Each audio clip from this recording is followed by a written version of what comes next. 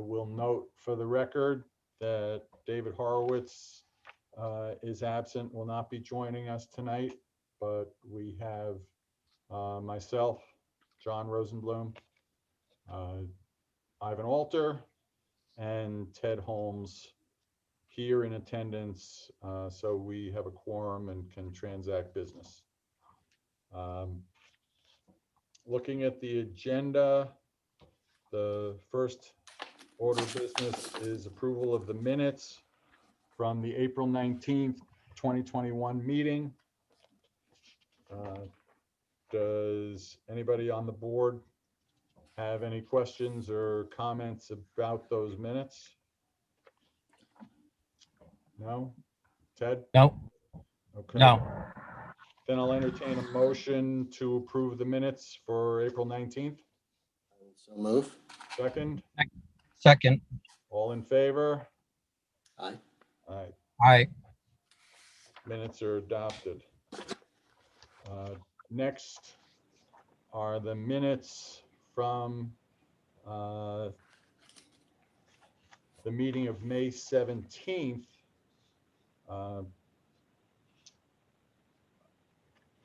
That's the meeting that I was not able to attend, so I have no questions, comments on the minutes. Ivan, Ted, do you have anything on that one?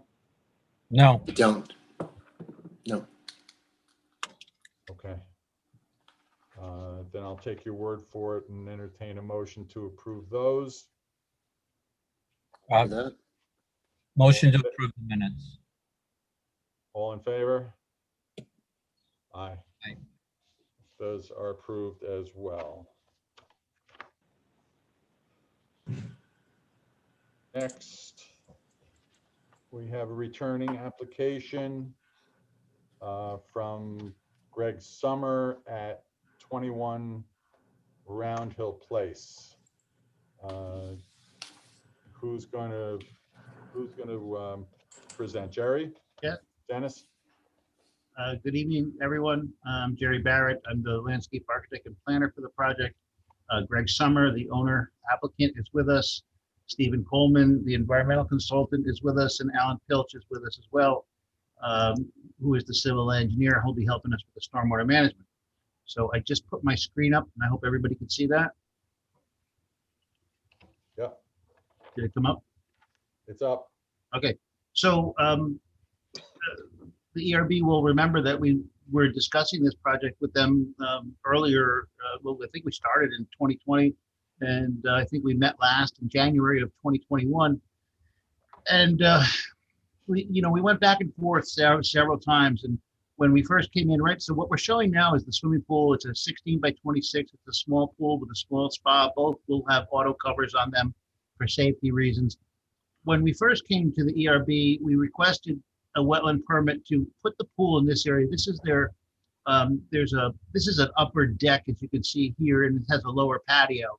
And the idea was to put the pool right opposite the lower patio, right in here, which would happen to be in the wetland buffer.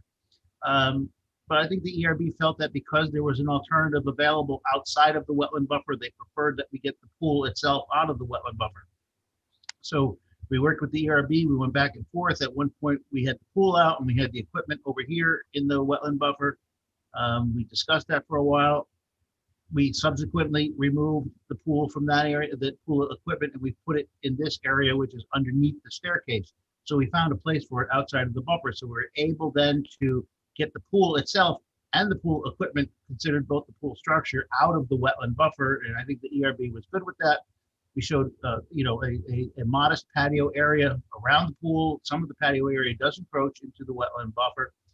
And we discussed that with the board, and we thought we were on track. And then when we discussed this at the January meeting, the idea of the pool fence, the concept of the pool fence came up, and the pool fence obviously has to go through, because here's the wetland buffer. So the pool fence will be going through the wetland buffer. This is the area that we had restored previously as part of the house development. And Mr. Corelli had noted at the time that he wasn't familiar with the area, and he was concerned with the fence might attract invasive species trying to crawl up that fence. We agreed at that point in January that perhaps the best thing to do was to meet Mr. Corelli out at the site Mr. Coleman and I did meet Mr. Corelli and Greg Sommer at the site. We looked at the location, so the fence would come off here. This would be a post and rail fence with a fabric behind it, and then it would hit the wall, then it would drop down, and this is the point where it's, going through the wetland buffer, and this was the area of concern for Mr. Corelli, but after reviewing it, I think he was comfortable with the layout. I think what we can do is put a note on the plan saying that what we should be doing is every year at the end of the season, go through and see where the invasive species, if they are trying to get on that fence, to remove them on a yearly basis. And so we left that, I think, and Mr. Corelli was comfortable with that, I believe. So what we have, the fence then would come this way, it would come down, it would drop down. This is a 6-foot wall here, and it drops down, goes through here, then it comes out of the buffer, and it runs up, it goes behind the hedge, and then it turns into this aluminum fence just in this area. That would be something that would be more in keeping with the front of the house. So that was where we left it with the board. And at this point, we think we have a plan that the board was comfortable with.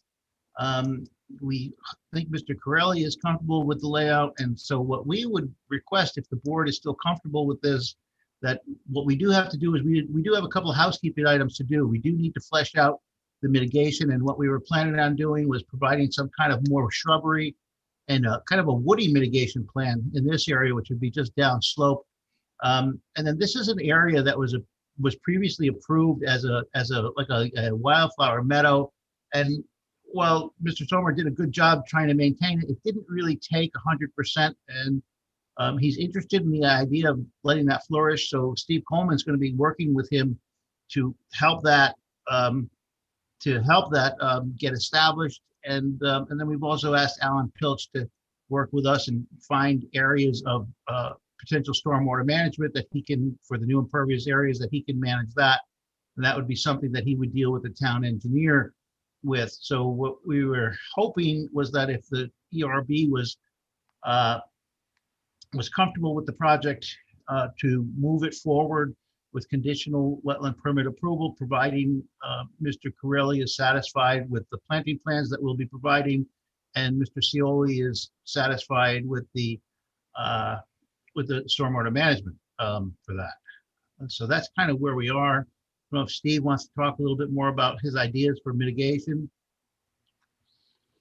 Well, what we're trying to do is, I don't know if you remember, the board remembers this project when we through review in 2014, but we spent a lot of time on the mitigation, and Jerry at the time was the landscape architect, and we required pretty extensive mitigation, and the meadow area was a key component of that to introduce more opportunities for pollinating type species, and to provide more diversity within the buffer. And so the goal of the mitigation here is to build upon what was created back in 2014, and restore and renovate and expand so that the buffer will function at a higher level in terms of habitat diversity, and then also water quality improvement measures with filtering some of the nutrients that may come from the residential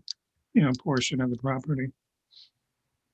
So we're looking at adding a lot of perennials and understory trees, and then as Jerry mentioned, extending the shrub border from where the 6-foot wall is, and then adding a row of boulders along the outer edge to define that area from the lawn areas that remain for the septic and the area by the pool. Alan, maybe you can give the board a brief overview of how your preliminary thinking of how you handle the stormwater management. Yeah, I agree with you. That location that you're showing on this plan is really the optimal location. It's sufficiently distant from the 100% expansion area. You need to be 50 feet either below or laterally to it. Below would not be the place to go, but I think placing a stormwater management area where you're showing it on this plan is essentially what I'd be looking at too. Probably use just channel drains around the perimeter of the pool to convey runoff to the stormwater management area. And we would design this for both water quality improvement and peak rate attenuation of flows. So we would actually capture and treat the entire additional runoff from the pool and the pool patio. And the ultimate discharge might very well be to the same discharge from the existing stormwater management area, probably just connect to it and sort of just provide an additional source of hydrology for it. But as I say, this is really the most reasonable location for it on just where it is shown here. Maybe slightly closer toward the fence line, but that's essentially the best location for it, both from a grade perspective of what's here at the pool and from just the overall position in the landscape and distance from the septic system. So that's what I would be looking at. Alan, can you clarify, because we showed a potential stormwater management area here and another one down here when we were discussing it. Which one were you referring to as the? I'm thinking the upper one, the one that's closest to the house. And then Correct. you bring it down and discharge everything to this existing discharge point. Correct. Yeah, the one that's, the other one is just too far down the landscape. I'd be more concerned about having sufficient separation to groundwater. Okay. That location, just from the proximity of wetlands to it. But at that closer location by the house, I think it'd probably be much more conducive to some type of treatment, have sufficient separation to groundwater or bedrock that would satisfy the engineering department. So that's where I would see it going. As I say, you just have channel drains around the perimeter of the pool just to convey the flow into the stormwater management area. And that should be quite sufficient to meet, that will be more than sufficient to meet the requirements of the town of what is needed, both peak rate attenuation and water quality treatment. Is there anything else? Any questions? Dennis, is there anything you want to add at this point?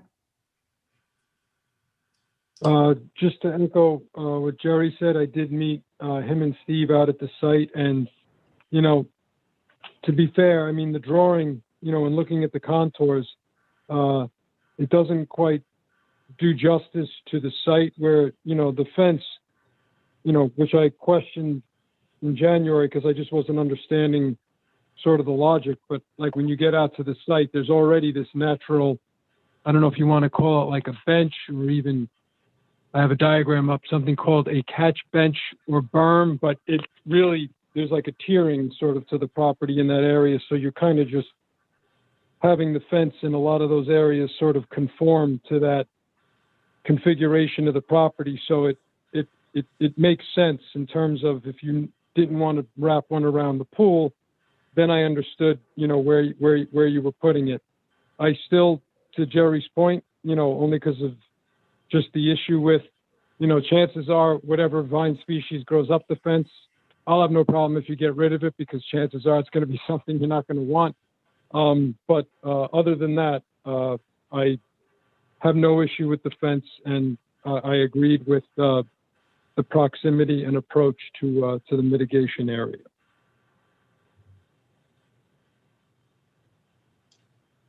Okay. Because I had a couple of questions. One for Steve. Steve, what's being talked about here as kind of I guess additional mitigation in the meadow area, is this is any of it inconsistent with what was contained and proposed in the original application and permit? Well, it's the type of mitigation will be very similar. We're looking at using the same planting, scheme in terms of species, and so it'll be very consistent with what the existing mitigation intent was. The difference is we're adding a lot more shrub border along the the wall. So we're adding different layers, within the mitigation area, which, will enhance, some of the original function. But is this replacement? I know when Jerry was first speaking, he was saying that that meadow area didn't completely thrive, or is what's being proposed now, is this proposed to be additional mitigation, or is this replacing the mitigation that was already called for and needs to be replaced? I think it's the way we looked at it is just a combination because, some of it needs restoration. I mean, there's several invasive, plants that have come in, and so there's a need for maintenance and restoration of what was previously planted, but we're looking at expanding, the quantity of material. So I think, we looked at that being new mitigation, and then along the existing retaining wall and adding the boulder wall around it, that whole shrub corridor, is part of the new mitigation that was not there previously. Steve, would it be fair to say that what we're doing in the meadow that was originally there is augmentation? It's really your. Yeah, yeah, I think we're looking to keep what makes sense and then supplement and expand, what the original intent of the mitigation was. Okay, I'm just trying to figure out how the calculations are being done for the volume of mitigation. I think the shrub corridor probably would meet, which is new, would meet the mitigation requirement. Have you talked to Dennis about this? Yeah, when we had the field meeting, Dennis was comfortable, to my knowledge, with the concept that we came up with. Well, And I'd just like to add that the reason why this shrub area is here is we felt this was the area with the contours, and the runoff is coming this way. Now, of course, Alan's going to be intercepting anything coming off of the pool with channel drains and send it to a stormwater area. But the reason we chose this place, because this is where, from where we're working, this is the direct path of drainage. So we felt it was best if we could come in here and stabilize this area with additional planting, get some shrubs in there, get a lot of root mass in there to slow down and stabilize that slope. And then beyond that is when Stephen was going to augment that meadow area. So that's kind of why it was done like that. We felt that this was the path right down slope of the pool. So that's where we thought it would be best to put in some more, extend this shrub area that was originally approved and extend it to this area. Okay, I guess my other question was around the stormwater, and I mean, it's not unusual for us to give approval to permits subject to having the details, some of the fine points of mitigation and plantings developed later and made subject to approval of the environmental coordinator. I'm a little surprised that you're asking for us to approve this without having the stormwater plans in place. That's somewhat unusual. Is there a reason that they haven't been more developed at this point? Well, I think that, of course, we don't want to engineer something until we're sure that, the board is comfortable. And, Alan has done many stormwater management plans in town with the town engineer. And I think the town engineer is very comfortable with Alan's expertise. So we see no problem with Alan being able to work with the town engineer to work this out to his satisfaction. I don't doubt the talent and the experience and the ability to do that either. It's just usually the timing is that those conversations have already taken place by the time an applicant is coming for final approval of a permit. And we don't see dotted lines. We see finite proposals for how the stormwater, the system is going to work. So, I mean, that's, Wouldn't the board be protected that knowing that there would never be a building permit issued until the town engineer signed off on the stormwater management? to a certain extent, it's not a question of protecting us or not protecting us. It's what we would expect to see in order to have a complete application. I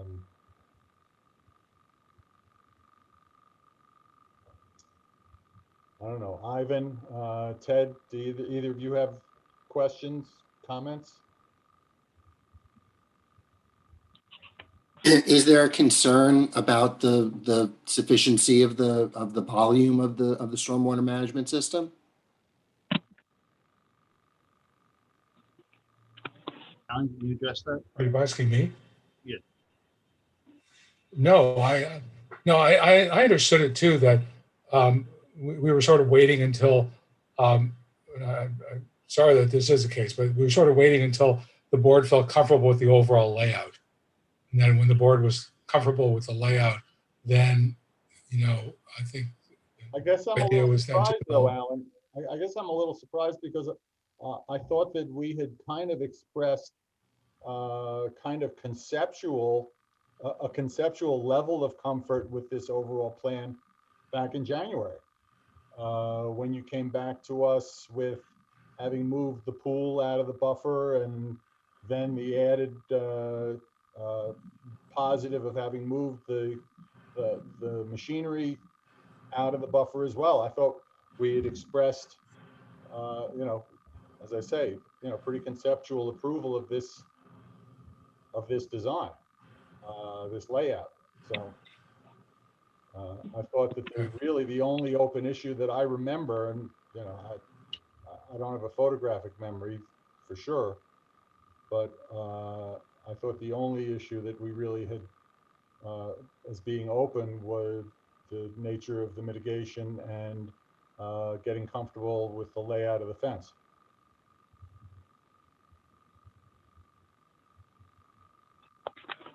Can I just interject out of curiosity if there's any, without going into detail moving forward, is there any existing information since this was the team that I guess originally constructed the home? Is there any existing information in terms of the soils or the results of those tests that would give maybe more assurance as to what would or wouldn't work, or size or something like that? Obviously, it wouldn't be finalized, but we're not really working with no knowledge necessarily, or am I wasn't here in 2014, but it sounded like these are the same players, so I don't know if something existed. That's why. It's the only reason why I asked. Well, I can tell you that at that time, there was a rigorous review of the stormwater, and if the board remembers, there's a channel as you pull in the driveway on the right. This is at the end of the cul-de-sac at Round Hill Place. We renovated a severely eroded channel with plunge pools, and this was on recommendations from, at that point, the planning board and the ERB and the town environmental coordinator. And we renovated that channel to trap the sediments coming in. We renovated the wetland. And then there's all these stormwater tanks, that huge stormwater tanks, and all that was done. So that was handled. So the small amount of runoff we're going to, remember, this pool is about half of the area of the patio. The pool, when it rains, the pool, it has 6 inches of storage on top of it.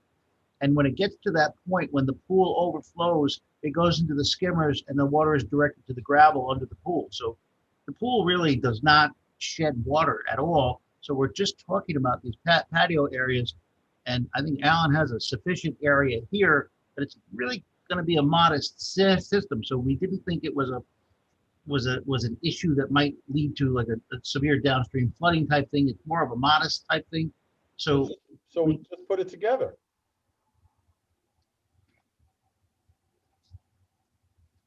I mean, I'm not looking to unnecessarily hold anything up. but the last thing I want is to start encouraging applicants to come in, with plans that don't have stormwater addressed adequately in the plans at the time they're coming for a permit. They're supposed to be addressed. Okay, Understood, but as Jerry had noted too, that there would not be a building permit issued until stormwater is managed. And the last thing we would want to do is have to come back if suddenly it was non-functioning the way would be satisfactory to the town engineer. Because then it would, you would have the opportunity to say, we told you so. Have you had any conversations with the engineer about it yet? I personally have not, but as I say, I work on many projects in this town. So we communicate a lot. Well, but I mean, so you don't even have whatever preliminary thoughts they may have. Not from the town engineer. Okay.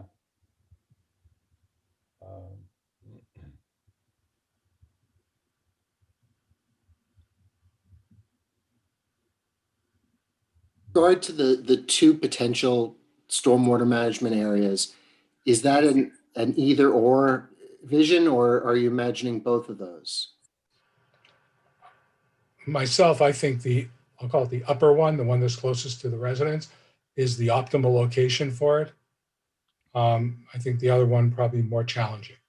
and I can tell you that this area back in 14, when they built this wall was built to hold the grade up behind the house, and this entire area is backfilled with granular material.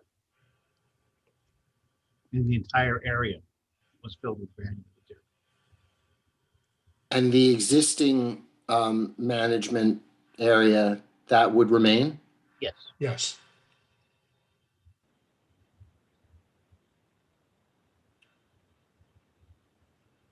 Is that functioning? Yes.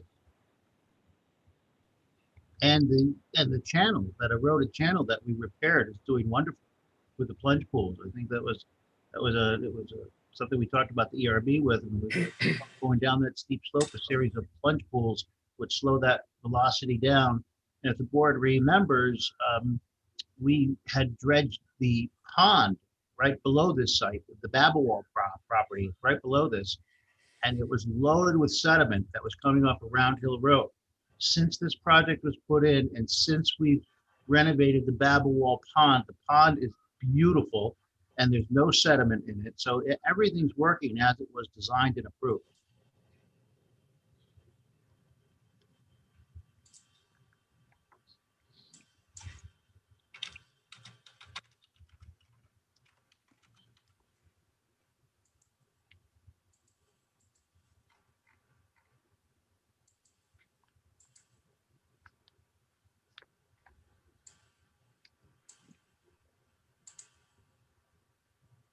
Ted, any thoughts, questions on your behalf?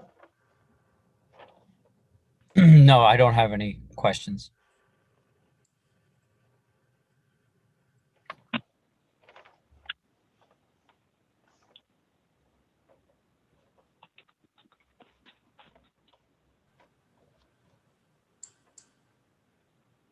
Okay.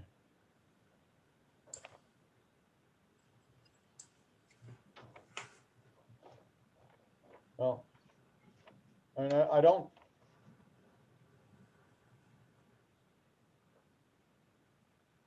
don't think that it's a substantial issue at this point with the stormwater, but especially since our engineering expert isn't here tonight to weigh in.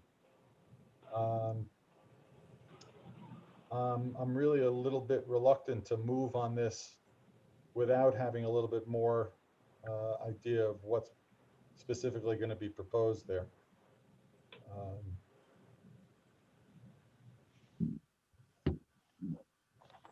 But I think you can certainly take solace encouragement from the fact that, as I mentioned before, and as we previously discussed back in January, the, the revised layout in general makes a lot of sense, and I think would work well. Dennis seems to be satisfied with the preliminary design for the mitigation and how the fencing is going to be handled. If we were in a position to know what the stormwater situation was going to look like, I would be prepared to entertain moving forward on the permit and letting Dennis finalize with Steve the nuances of the mitigation. But I think at this point, it probably makes sense for Steve to get together with Dennis and try and flesh that out as much as possible, and get some kind of specifics on the stormwater and bring it back. And I wouldn't see any reason why we couldn't move forward with it and approve it at the next meeting. Okay, understood. And Okay. understood, not what we hoped for, but we understand your position, and maybe Alan, you can talk to Bob and get something put together, and we'll get back to Sure. you guys as soon as we can. Absolutely. Thank Okay. you for your consideration. All right. Thanks, guys. Appreciate it. Okay, thank you. Right, you're welcome. Thanks. Good night. Good night. Take care.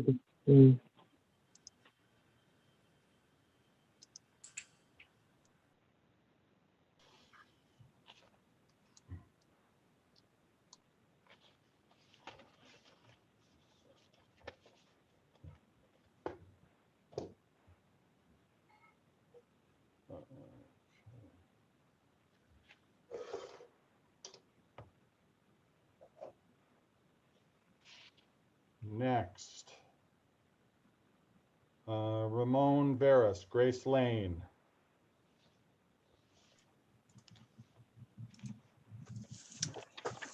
Hi, I'm Susan Janchel. I'll be presenting for 14 Grace Lane. Hello, Susan. How are you tonight? I am doing good. Good. Glad to hear it. Yes. So Okay. do I have the ability to share? I do, it looks like. Okay. Let me get to my screen.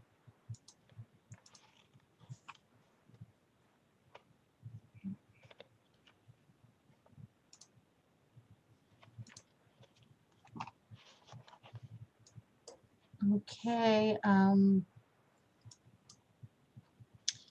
So we came in front of you, I believe it was in January, with the project that we need to request a wetlands permit. If you remember, we had this property that is right on the edge of Oliver Pond on 14 Grace Lane. And there was a tennis court that was pre-existing and a pre-existing swimming pool. The homeowner removed the tennis court. Most of the property is within the wetlands buffer. And we were requesting a permit to do work within the wetlands buffer to improve the area, to reduce the size of the paving, removing the tennis court, building a pergola structure, and other natural area improvements, including a water feature in this area. So if, I don't do, would you like me to go over more of the earlier application, or just move on from where we were? I don't know how much you guys remember of that. I would probably start with the work that's gone on, say, since January. Okay, great, we will do that. Okay, so in my, in our submission, we explained what has gone on since January, which is, we applied for a building permit. Of course, it was denied because we, of course, need both the wetlands permit before we get the building permit, as well as a variance from the Zoning Board of Appeals, because although there was a removal and a reduction of the impervious pavement on the site, it still was above the allowable. So since that time, the homeowners did get that variance from the Zoning Board of Appeals. And in addition to that, the homeowner was asked to remove all obstructions or all hindrance to the actual wetlands area. So what has been done since we last saw you is the removal of all the stone walls, all the stone, not even walls, but the placement of boulders along the edge of the water. And this is what the site looks like now. I hope I'm sharing the right thing. Yeah, it looks like I'm sharing it. So right now there is a turbidity curtain in the pond. So nothing that happens on the site will affect the pond beyond this 8 feet away from the shoreline. There is erosion control matting placed down on the area right adjacent to the pond. One wall has been left in place, a 30-inch stone wall that was not in the wetlands proper. And what that's doing is really holding up the area of the existing pool that you see just beyond the wall there. So we've been working with Dennis and trying to step by step address the issues, and that's what we're doing. And the last thing that we do need to address, Dennis asked last week that the erosion control blanket that exists there now be replaced with a 100% biodegradable, I believe this is what he was asking for, a coconut material that is more readily biodegradable, more easily biodegradable than the netting that is in the product that's in place right now. And that's what we're showing on the plans. So what we're proposing as the plans for completing the project as it's been stated, and with more details and nuances, all the stonework is away from the pond. We have a slope that goes a little bit up from the edge of the pond that's going to be sloping up towards where the former tennis area was. So it's improving that condition there, and also improving the condition along the edge that was a fence and was really inaccessible, completely inaccessible because of that fence along the pool side.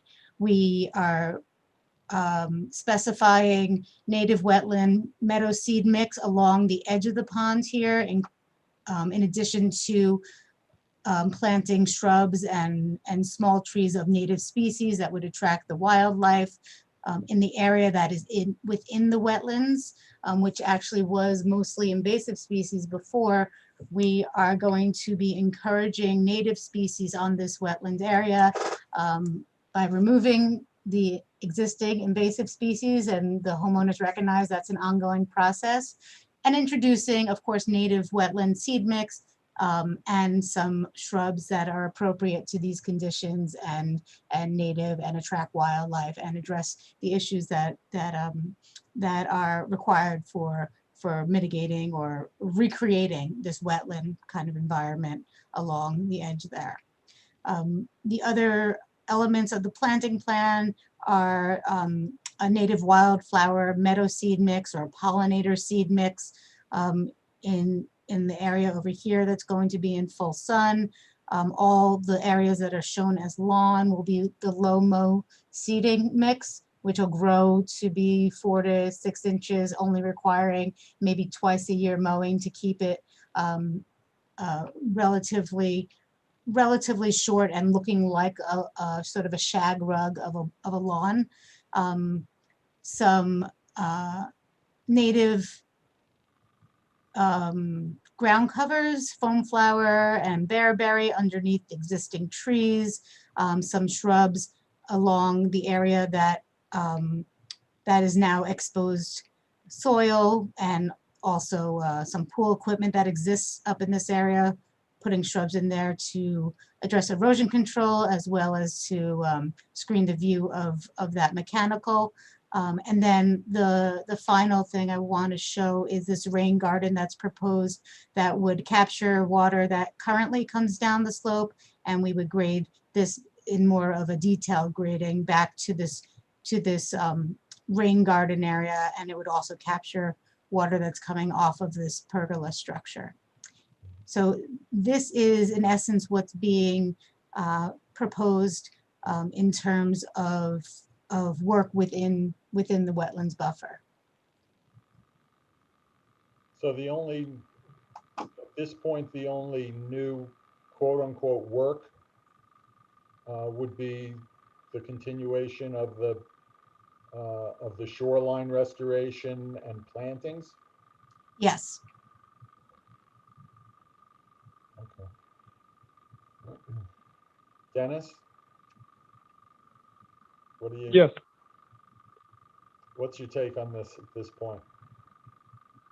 So, you know, I find, you know, there's a double benefit that the applicant deserves here, in a sense that, you know, obviously, even at the planning board level, applicants come in and one of the acceptable forms of mitigation is to reduce coverage. So obviously, they may not have had they may have had that as a first stage of this project, but they certainly did do that by removing the tennis court. And I do recall at the last meeting, and I was in agreement with Paul Janning that something probably needed to be adjacent to pool, you know, in between the pond and the pool, in terms of, you know, some sort of retaining structure for that area of the property.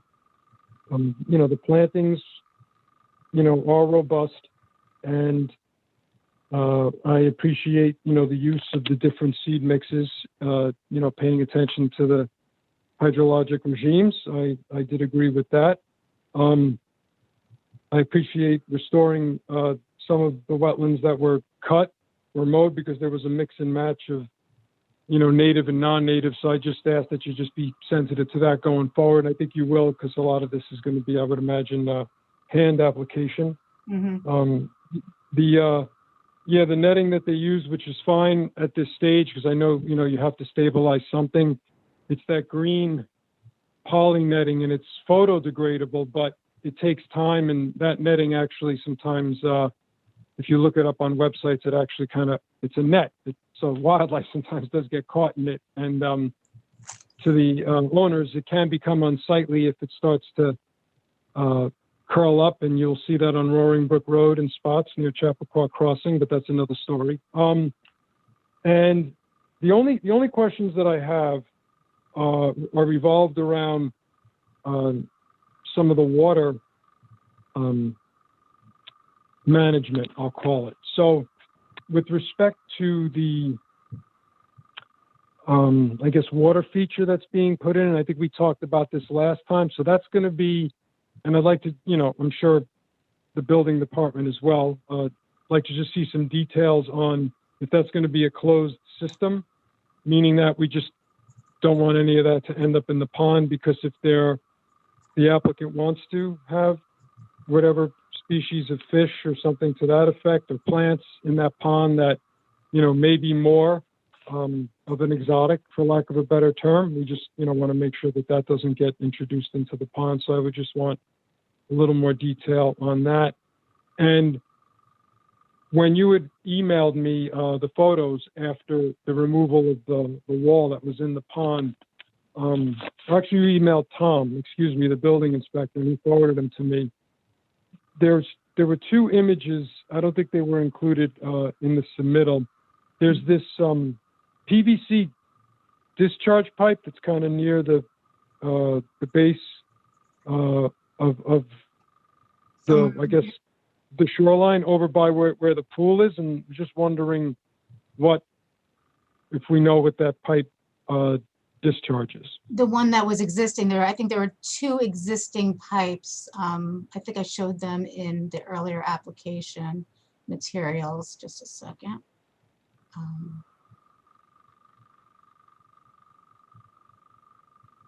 So I think there's one right over here, which is on the Right, property that's the line. stormwater. And then Yeah. there's another one that's actually right around here, which is where the tennis courts used to be. I'm not aware of what that is collecting water from. This one, There's one, yeah, one storm. I think there's one that's quote unquote now exposed since the wall has been removed and it's opposite the pool. there's one here that, okay, I'll have to find that image. Give me a second, I'll try to find that image. Sure. If there's still number coded, it would come out in 9786.jpg or 9788.jpg. 86 or 88. Okay, just a moment. This is the beauty of doing this via Zoom, because we could just do this. Okay.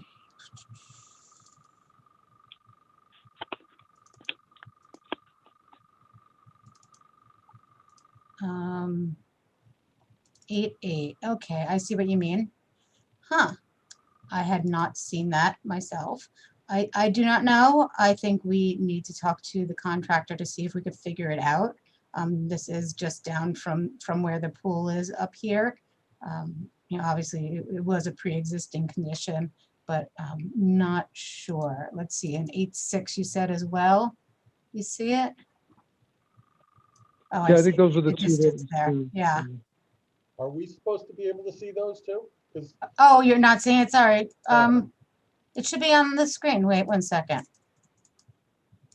Let me stop sharing and reshare. I don't know why it's not sharing my screen. There it is. Okay. Okay, here it is. It's this pipe that he's talking Yes. about. and now I see it. Yes. Yeah. So, and the pool is right up here. So yeah, it is a third pipe that we did not have on the survey because I guess it was underneath where the stonework was, and it's pre-existing. So I'm not really sure what that is collecting. You know, it's probably was put in there in 1950s, some point.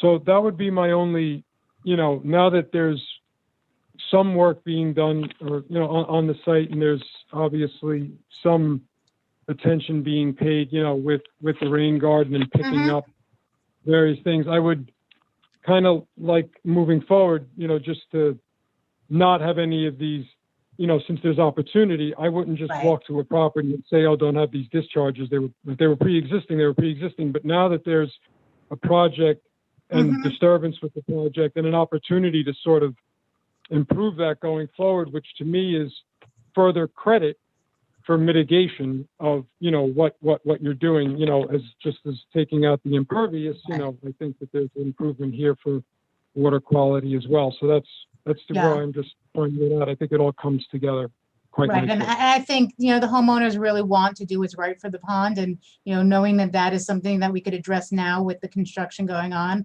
I don't see why we wouldn't want to redirect the stormwater away from the pond into some sort of either a rain garden system or a dry well, depending on the location and where we could get it to, basically. Right. Or even if that's pool water, I have no idea. That's why when I saw it down slope of the pool, Right. I'm like, it'd just be nice to get an answer. That's all. Right. Yeah. Okay, you know, we'll definitely look into that. We'll definitely try to address that. And How would you do that? How do you, what's the detective work that would be necessary to find out what's sourcing that pipe? my guess is the first thing would be the contractor who's been working on the site would have a good knowledge of where things are pretty much underground, although he really did not do much work in that area under the pool. The pool, you know, has been there. I suppose we could do, you know, talk to them and see what kind of investigation, maybe do some digging some holes to see if we could see it a little bit upstream from there. But I'm not sure really what else could be done. Okay, this is the area where you've got the kind of, I don't know, for lack of a better phrase, the Oh, they call it the cabana?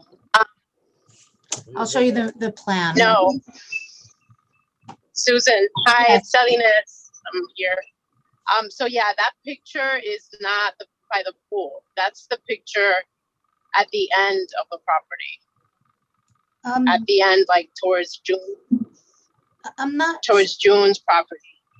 wait 1 second. I want to show you another Where do you- picture that you didn't see that'll show where it is. Let me see here. If you look in this picture, Salinas, it's over here. So it's really, Okay, It is. so then, It is. so then the two you showed right below. are Yeah, the see, only that's- two. Go back, Susan. this one? Yeah, this picture. See, up to the left, you see the cabana. Right. So If I had to guess in an uneducated way, I would think that it could possibly be the stormwater coming off the cabana structure. from the top of the cabana, It- Yeah, or something draining from the pool deck. it could be. Let me go back to the plan.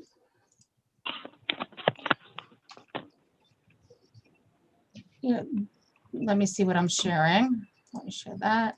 Okay, so it seems that where it's located is somewhere over here. Wouldn't you say that, Salinas?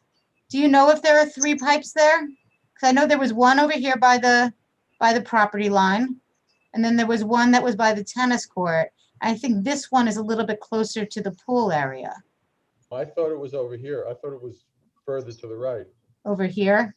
Yeah, I'm gonna have to go to the site and inspect and see exactly where it is. But, you know, we're gonna do what we can to figure it out, I think. I think they may be in the plans from the original plans. All right, we'll do whatever research we can. Not- do.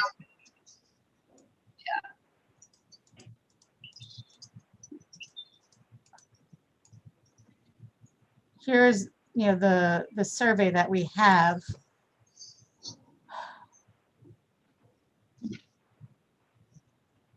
You know, it could be something from the old structure. One other thing that they had done is they took down this little structure here. I don't know if that had anything to do with it. And the site was really a mess when they took it, and they've been, you know, it's just so much better than it was, but definitely we'll try to treat that whatever stormwater discharge is going into the pond, we'll try to reroute it wherever we can. I can't really answer the question of how quite yet. We have to do the investigation. So, Dennis, just, I'm not remembering all of the history here, but the pergola already existed the first time we saw this, right? Pretty much. Okay, and it had been built prior to getting the variance from the zoning board? So in other words, the zoning board variance kind of was legalizing the existing structure? I think it's the first That step in timeline it. seems accurate. I mean, because theoretically, the pergola shouldn't have been built without the wetland permit also. Theoretically, yes.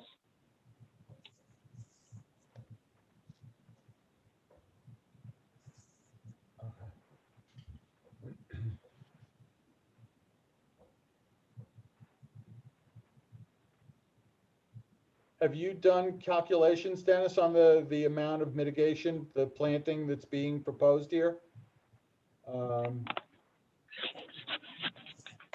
I admit to not doing that, but to be fair, I was also, considering the removal of the court as well. So I wasn't, as concerned with those Right. numbers.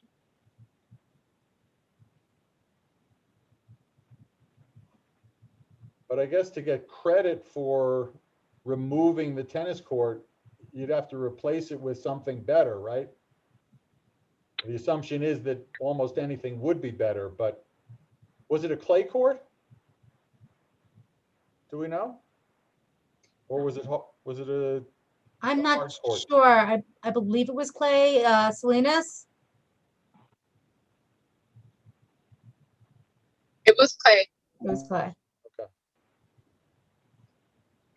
I mean, I guess, I guess a comment could be, obviously, you have these areas hatched and you know what your planting areas are. If they could be quantified, I guess that would sort of get to that answer.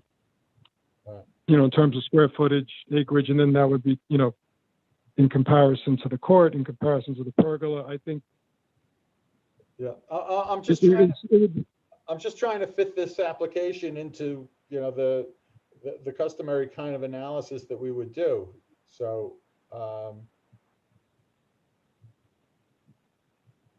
yeah, yes, to a certain extent, you get credit for removing the tennis court. Maybe not so much credit since it was a clay court as it would have been if it was a cement court or something like that.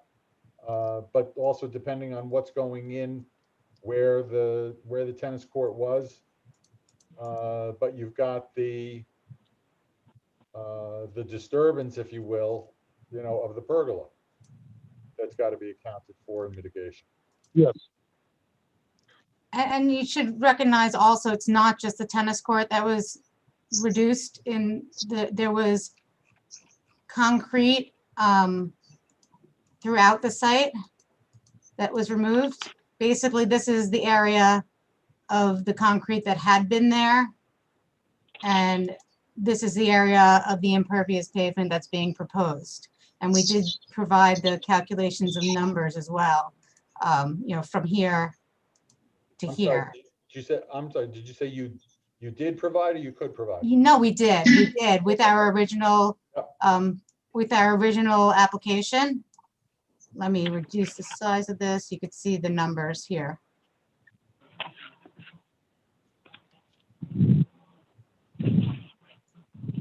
So basically, down here is the analysis of changes in development coverage. So we're actually reducing it by how much? It's by negative, or reducing it by 6,426 square feet. The tennis court itself was 7,000, almost 8,000 square feet originally.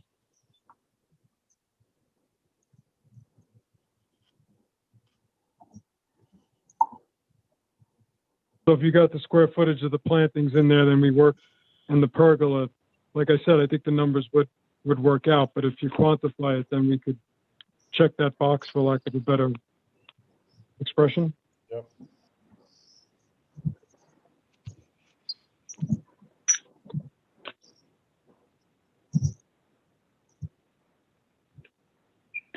Okay, but other than kind of fine tuning the numbers on it, Dennis, you're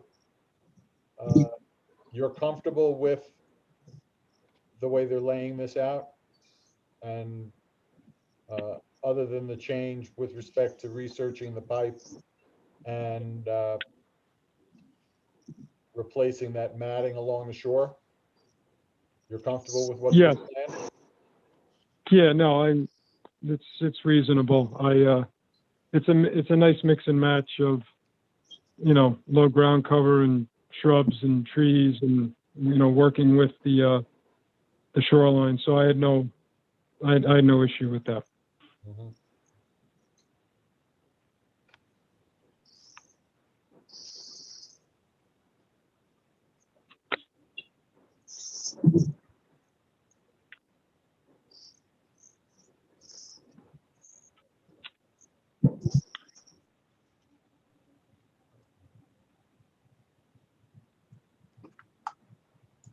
Ivan, Ted?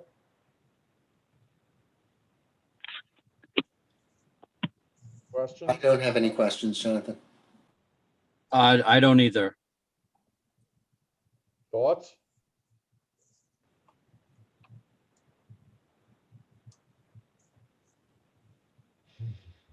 Defer to Dennis, on on this. I know he's given this a good amount of thought, and it looks, and they have removed the the tennis court, which I guess is a pretty large impervious surface. And I think the sense I got from the last time this was on was that things were in substantially, better shape now than before. So.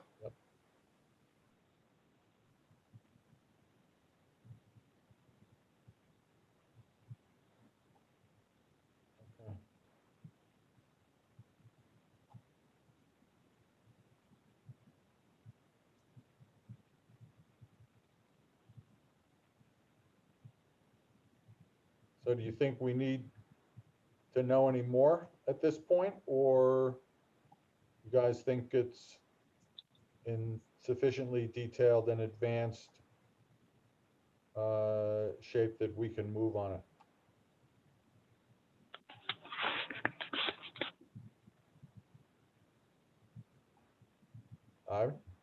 Ted?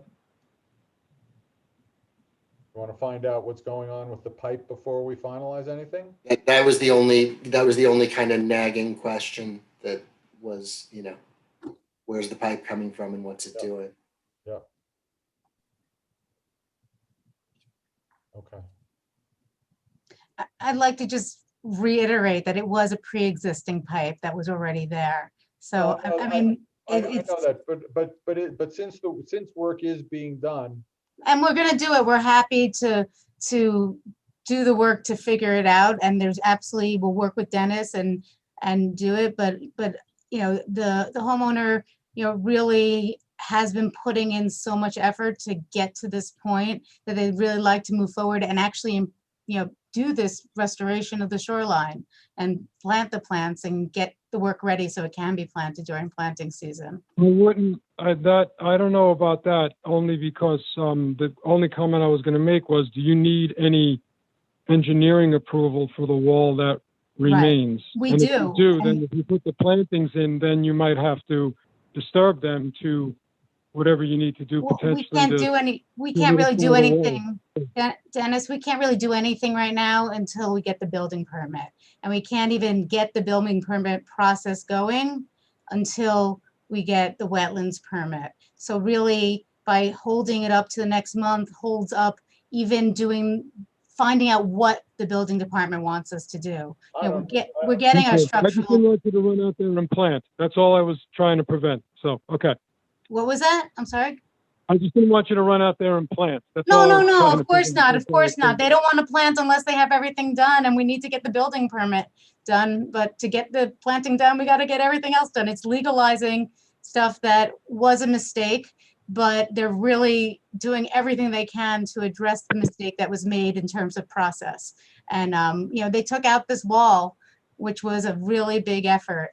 And they recognize that they're doing this because they have to do it, But that said, I really ask you not to hold their progress back another month for a pre-existing condition that they're happy to address, and maybe the building department can, incorporate that into their requirements. Will they, Dennis? I mean, it was Tom who mentioned it. So, we're definitely going to have to vet that at this point. Well, that would be a nice compromise if that's true. If you're pretty comfortable that, the building department will run this down, as a condition to giving them the building permit, then I would be a little more comfortable moving forward, without it being adequately addressed yet for us. Right. I mean, there's that, and I guess I don't know what is required in terms of, is the rain garden serving as an amenity, or is it going to be required for stormwater based on the coverages that are going to be new? I don't know that. And then if that's the case, then sometimes a rain garden isn't sufficient, and that's all up to the town engineer and not I. So there's going to be a lot of hydrology I'll say evaluations. I won't quite go to analysis, just in terms of to answer some questions as to, what's required and what's just, going to be utilized, but, more from a perspective of, we appreciate that. And yes, a rain garden would be fine, But from a conceptual point of view, you're fine with that? Yes. Right, okay.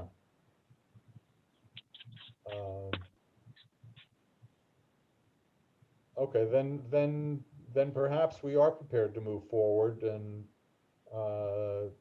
maybe I would entertain a motion to approve the permit per the application with the specific condition that the pipe that was discussed, the existing pipe that juts out into the pond in the neighborhood of the pool, would be investigated, and the building department satisfied with respect to its disposition as part of the building permit process. Does that make sense to you guys? Ivan, Ted? Yes. Okay. Then I would ask somebody for a motion to approve a permit with that specific condition attached. Motion to approve with conditions. Second? I'll second that. All in favor? Aye. Aye. Motion carries. Okay, Dennis, you can go ahead. You prepare the permit with the appropriate condition? Sure. Okay. Thank you very much. Thank you. It's gonna look great when it's done, I'm sure. It will. Yep. Well, thank you.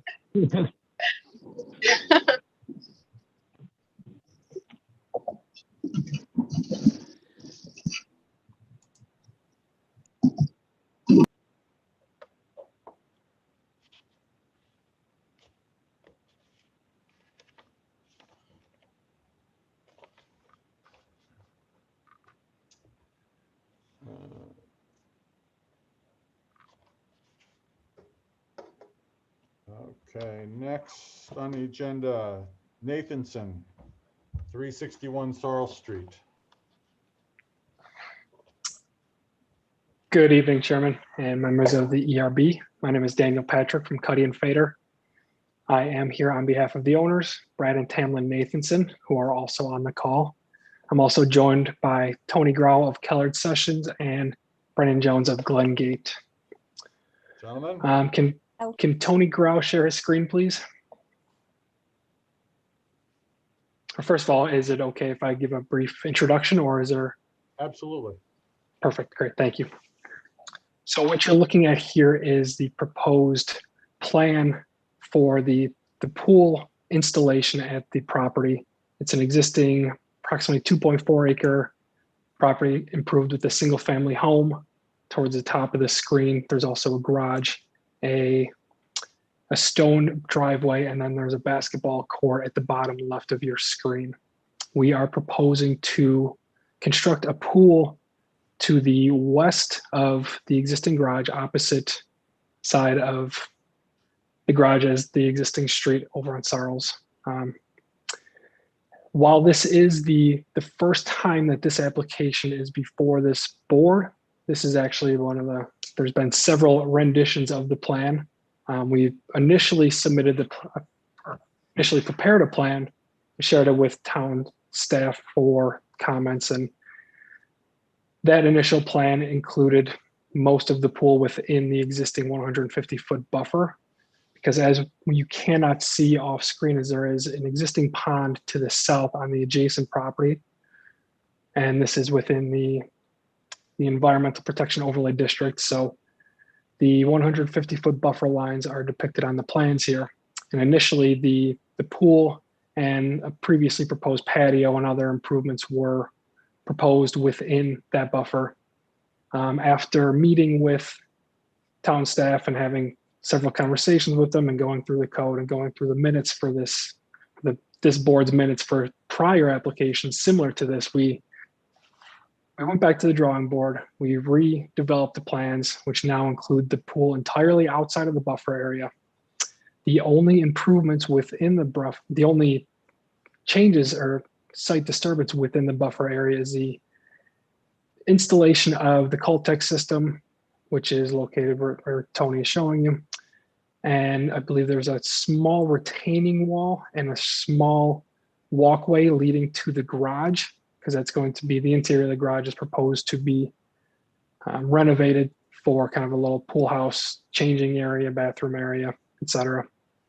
So those are the only permanent improvements within the buffer, except for the removal of approximately 1,100 square feet of existing parking paved area. It's existing, I believe it's cobblestone, and they're proposing to remove, like I said, 1,100 square feet of that, which is currently within the buffer to offset the increase of development coverage elsewhere on the site. Overall, we are fairly confident that this is the only alternative.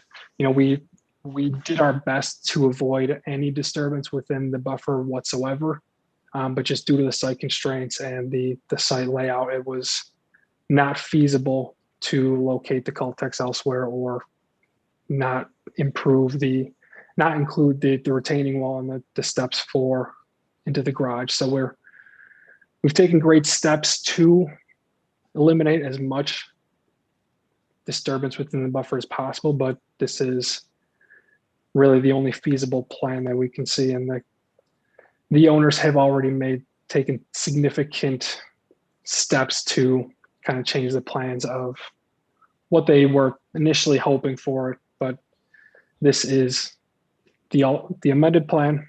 We do not believe that there's any significant impacts to the wetland or the wetland buffer due to the minor changes being proposed. The total disturbance constitutes approximately 86 cubic yards of disturbance.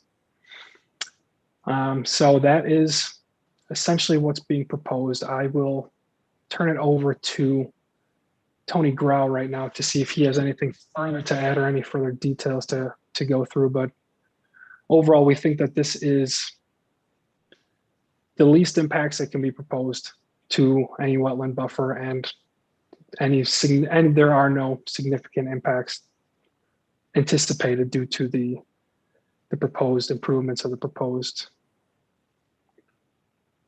impacts or changes to the wetland buffer area. So,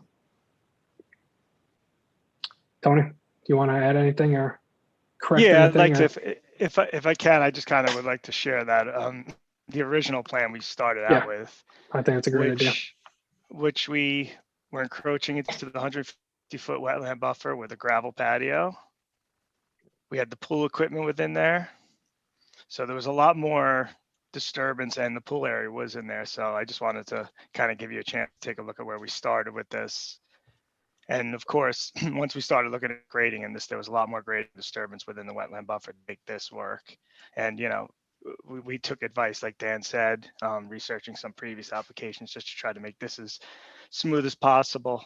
I'll just open up the original plan back up if I can find it.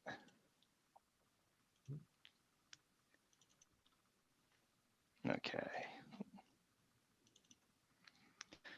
So I'll just go over the stormwater as well. Like Dan said, we had tested some areas, and due to the gravity of where the pool sits, and we hit some rock up in some areas, this was the best area that we can get the depth for the stormwater treatment.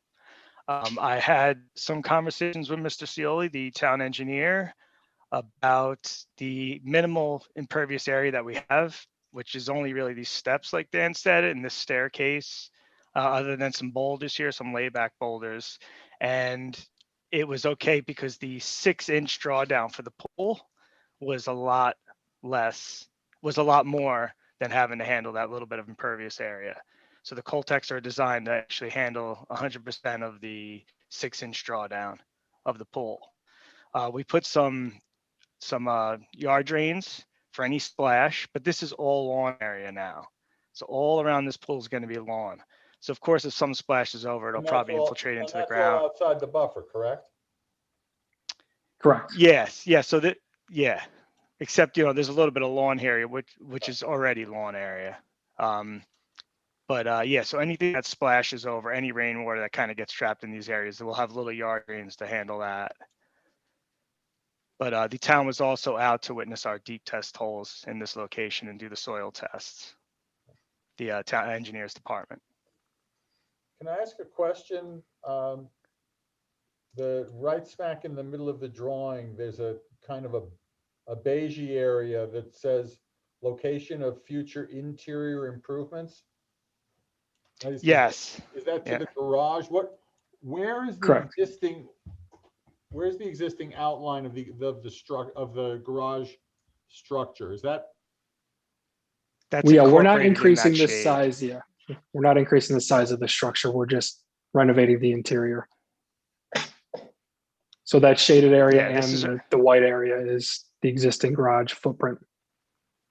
correct. Yeah. Yeah. So we're not adding anything on that garage okay, and the except red, inside. and the red circles below it?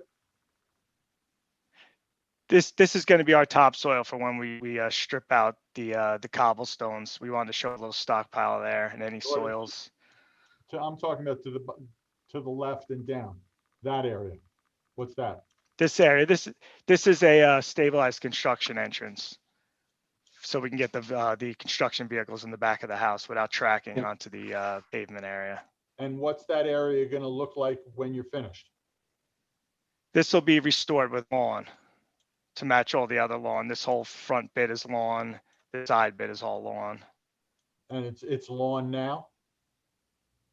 It's currently everything- driveway. It's stone driveway. Yeah, it's a cobblestone driveway. So we were trying to get rid of that impervious surface to offset the pool. That was another thing that in our pre-application meeting at the planning board, they had suggested, you know, give a little, take a little. So you can get rid of some impervious surface. So that's what we decided to do, get rid of that portion of the driveway to handle that. So where is the driveway going to be once we finish? The driveway still comes in here. This was just a courtyard.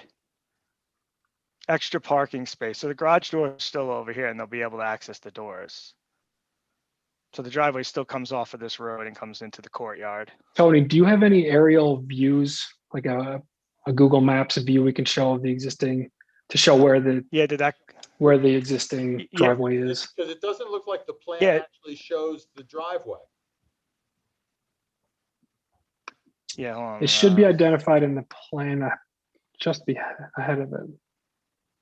Yeah, it's this area right here coming in. Can you go I up can to bring up the, I can bring up an air. Yeah. I also have an aerial open up. I could share that. It might make, Yeah, make do it a that. little easier. So this is the shared driveway, and this is the driveway coming off, and this is the area we were looking at removing the cobblestone. See how it goes past the garage door a bit. So you still have your garage bays, which will be accessed. But we're gonna get rid of this little notch here and then get rid of all this. And then where, just generally orient us where the pool is gonna go on this area? Right in here. In this lawn area.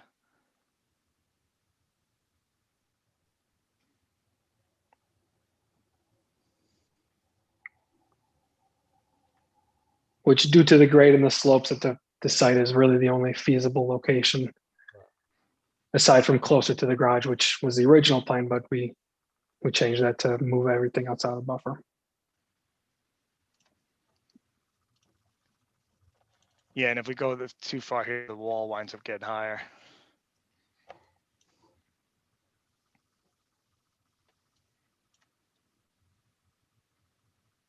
Let's see if I can draw on this and I can draw the driveway.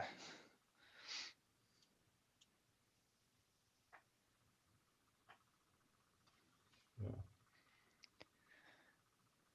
So I think that was it. I think we covered it. Dan? Yeah, I think so.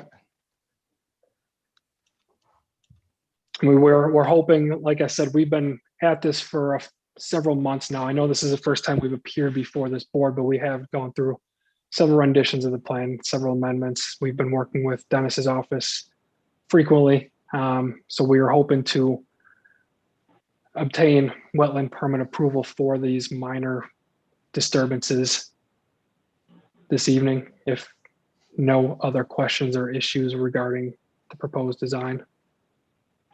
Say you've been before the planning board on this? We have not been before the planning board. We do not need planning board approval. It's my understanding we've had several informal meetings with Dennis and other town staff I'm sorry. regarding the proposal. I thought I heard somebody say a discussion or a meeting with the planning board. If I did say that, I misspoke, and I apologize for that. We had a pre-application meeting with planning, with Correct. Serena, Planning with department. Bob. Yeah, Planning department, sorry. okay. Yeah, I might sorry have about worded that wrong. I apologize. And with the removal of the piece of the parking area, that's still a really large stone parking court. How does I'm looking to see how are you on coverage calculations? We recently were issued a variance for development coverage, which we are actually reducing the overall coverage at the property with this proposal from 14,849 to 14,743.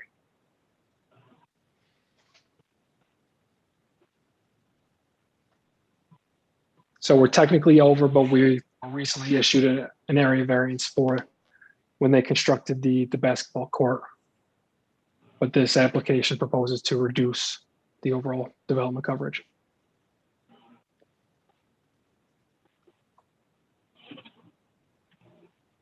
And that whole parking area is all in the buffer? Yeah, this existing area, Yeah, Yes. Yeah. because you have all garage bays along here. yeah, Yeah, except for that one little corner of the garage, it looks like. yeah. Left the top left corner. Yep. Otherwise, yeah. Yeah. But that's pre-existing. It's been there for decades. You know, the client was not thrilled with removing the area that we are removing, just because they really like the parking Since area. 1920. Exactly. So it's been there. it's since meaningful to them. They 1920, so like that it. was- And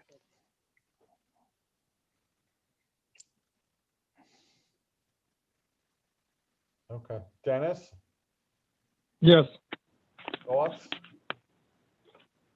The only thing I think I'll need for completeness, and I've done some measurements off of GIS, and I think you guys will be okay, but, you know, the wetland sort of continues onto 357 Sarles, and it's outlined quite nicely. So you should probably show the buffer as it comes onto the property on the northern side as well. I think you're going to probably be overlaying the existing structure, maybe not even getting to the patio, but just for completeness, because, you know, that buffer does continue. So you just want to talking about verify up and make this sure. way. Yeah, and where the pond is on the adjacent property, I mean, you could use, you know, GIS. I'm not expecting you to go on their property to continue the delineation and to, you know, do surveys. But, you know, I just so that we document it on this drawing that, you know, where there's other portions of the property that are also within the 150-foot buffer. But again, I don't envision it's going to impact your project and putting more of it into said buffer. So you're talking about extending the line south, not north? Yeah, I think no. both, right? Because north is. If you go over the back to property the line, area, right? If you go north, you're over the property line. yeah, the property line is very talking close about- to the existing structure on the northern property line. right, if you go back to the aerial, I think you'll be able to just point out what I'm referring to.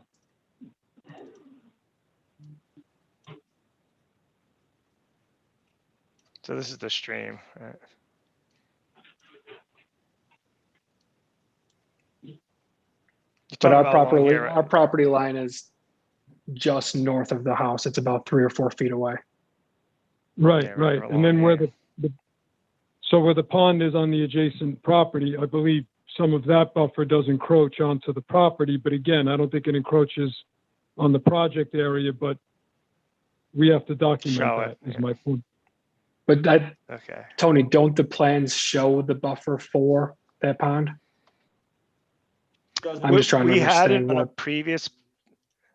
Yeah, so what happened is we had it on a previous plan, and when we had the wetlands flagged, we had them just in the extent of our improvements, actually wetland flagged and surveyed.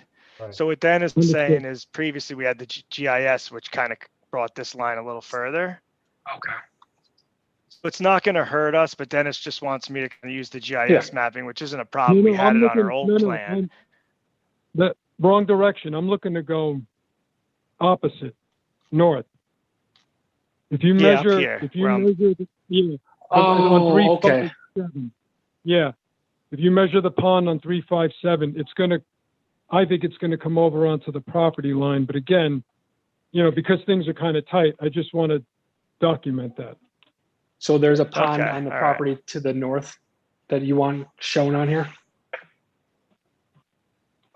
Just showing the buffer from that off-property Okay, mapped. Yes, just, to the north, again, okay. From out- using GIS is satisfactory Yeah. and sufficient. Okay. Okay, Well, I think Dennis was saying he thought that the reason it's important to show it is that he thought the buffer for that pond might extend a little bit onto the northern side of your property. Am I right, Dennis? I believe it will, but as you could see, there is some room between where the property line is and then where they have the pool proposed. So I don't Right. think it's going to make it to the pool, but I do believe it's going to make it, onto the property. Yes. So in other Yeah, words, I you see think what you're that, saying. you think that limit line that seems to go straight due north, actually, if you take into account the wetland on the adjacent property, that limit line would actually have to jog over to the left before it crosses the Yeah. property line?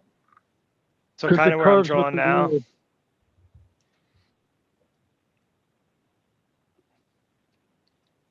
Yeah, I'll have to take a look on GIS and grab those Yeah. lines. Yeah. I mean, the road curves, so hence there is a curvature sort of to the body of water that Yeah. exists to the north. So it kind of bends in a bit. But again, I just have to document it because we run into trouble with other properties. So, Okay. Yeah, it's kind of like where I draw. I don't know if you can see my red. If you can see my drawing on the screen, Mhm. because I kind of saw that on the aerial when we were looking. How it kind of follows the road down over here. This is what you're talking about. Yeah, it doesn't. Yeah, the GIS I'm looking at, it's a non-growing season shot, so it comes out better. But yep, that's it. Okay. and we I'll show can, that. yeah, we can update the plans and resubmit them for Dennis's review, but is it possible that this board would have conditionally approved the wetlands application on the condition that we submit that updated plan and there's no changes to, that doesn't impact our developable area, development area? Dennis, what's your thoughts about the proposal in terms of what's being removed from the impervious area? Is it sufficient? I'd say similar to the prior applicant, they're, removing a fair amount, relatively speaking, to, what the area of impact is going to be within the wetland buffer. I just had one clarification question on the plan. I just wanted to the north of the pool, it's a green outline with diagonal hatching, and it goes all the way up to the existing greenhouse. Is that because I saw some electric buried there, and then I didn't know what it was supposed to represent, so I was just curious. This is the existing wall, if that's what you're talking about, following my pointer. Oh, shoot, the thing just- Is that what you're talking about, green? I think there's also one closer to the pool to the south of the existing patio. That was, yeah, I think you guys, sorry, my screen timed out. Yeah, because there's also, because I know there's some lighting there and there's some, you know, which probably isn't good, daylighted cable that I saw, that I assume it's electric relative to how it runs to the house. So I didn't know if that, there's no work proposed there, right? That's going to be existing, or meaning that green wall? Everything outside this bit of wall is going. Breaking up. Other than that, this is all staying existing. Okay. I think there's electric running through there, which you guys will deal with, but that's kind of what I thought I saw. And Okay. on the utility, Take a note, look. you probably should add the oil tank and propane tank that's against the garage onto the plans, because that's obviously, if that, you know, bluish purplish line is supposed to be the area of disturbance, I think some of those tanks may fall within that, so you just want to show those. Okay. All right. Yeah, I think there's somewhere in here. I know they were like against the garage, the backside of that, you know, two-story frame garage wall. Okay. Yeah, I'll show those. But Tony, forgive me if you already mentioned it, but where are the mechanicals for the pool? Behind the wall, the existing wall.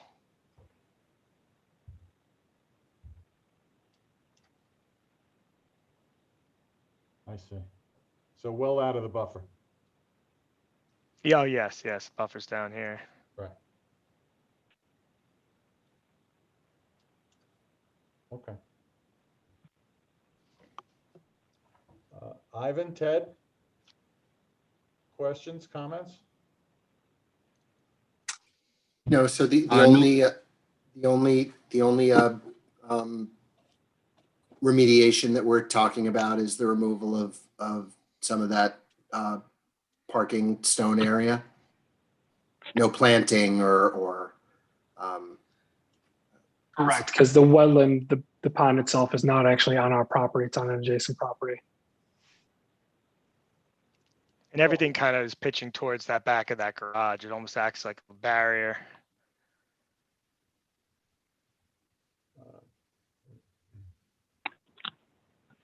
So that I'm clear, so the wetland that was delineated is not on this property? The pond, yes, but I believe, I the don't know, Tony, did the stream or the brook get delineated as well? Yeah, the stream we delineated as well. Our office delineated and it got surveyed. Yeah. So this is a bit on our property over here, but the pond is not. Yeah, we're not within 150 feet of that brook. We're within 150 feet of the pond on the adjacent property. Correct. Well, I Yeah, got this you. is about. When you cross the other side of the driveway, so to speak, if you cut across it, I got you. I see it on GIS now. Yeah. Okay. Mhm.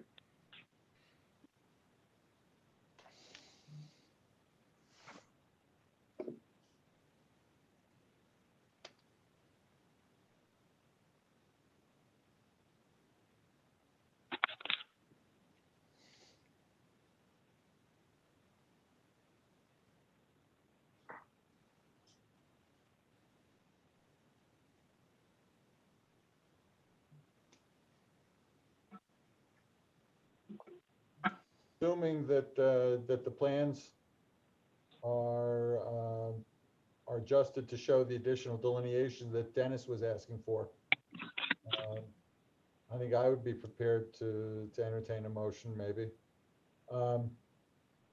Ivan, Ted, think we're prepared to move on this? Yes. In which case, I'll ask for a motion to approve the application with condition that the additional delineation that Dennis is looking for be added to the plans and subject to Dennis's final approval. Somebody want to make a motion? That motion, Jonathan? Second? A second. Oh, second. All in favor? Aye. Aye. Aye. Motion carried. Looks good.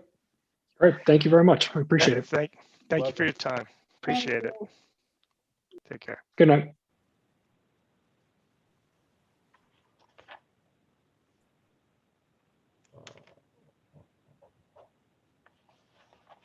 Okay.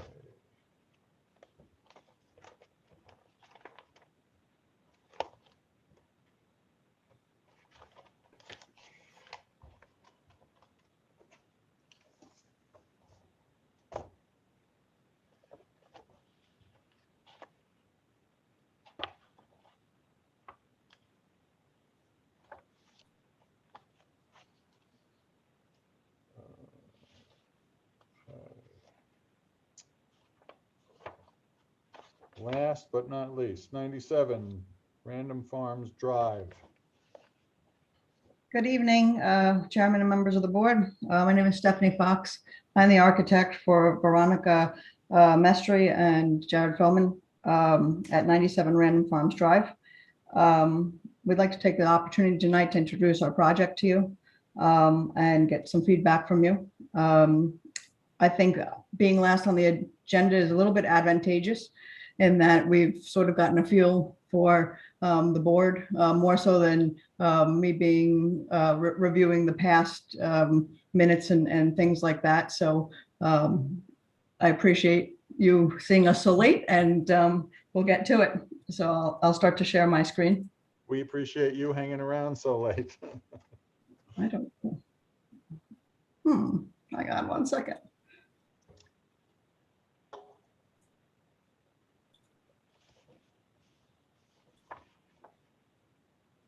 I don't know why I don't see my screen.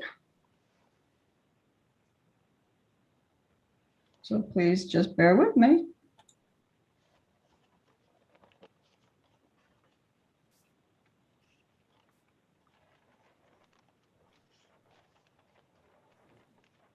Okay.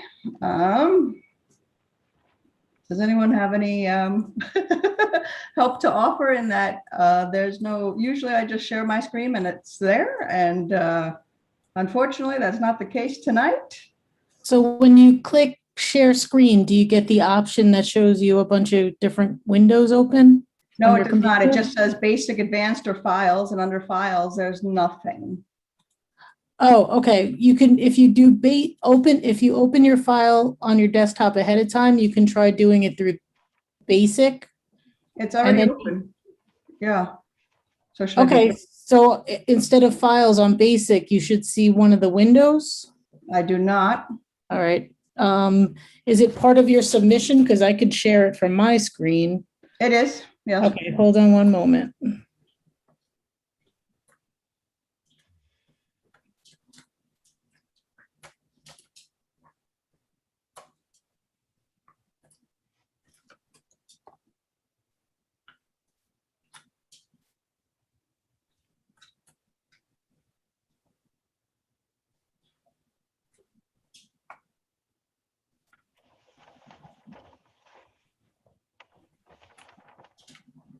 And I'm sorry, what was the name of the application again?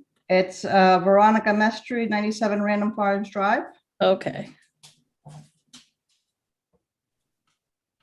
So it looks like I have two different files. One says the survey and one is the wetlands application. Which one would have the documents? The wetlands application has the most information. Okay, hold on one moment.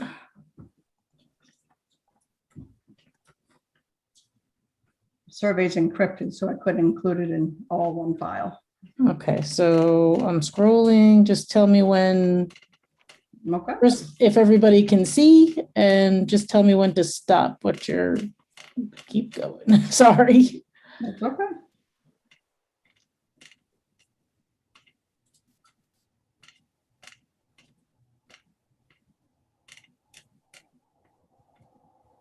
You go maybe one more page or another page and zoom into one of the, yeah, the second site plan would be best, I think. This one? Yeah, if you could just zoom in there. Sure.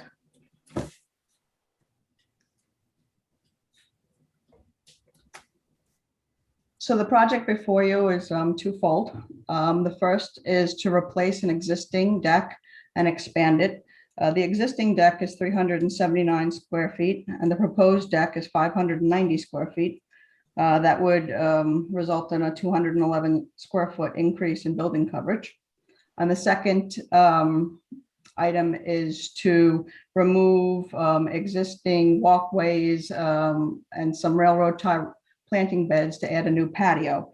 The walkway is just about 197 square feet of impervious area, and the new patio would be about 538 square feet in impervious area, which nets out to 361 square feet of new impervious coverage. So the combination of those two items result in 572 square feet total increase in impervious area. Some things to be noted is that when the property was developed back in the 90s, I'm sorry, it's hard for me to show you, but there is a dotted line that's running through the deck. That was the old wetlands buffer line.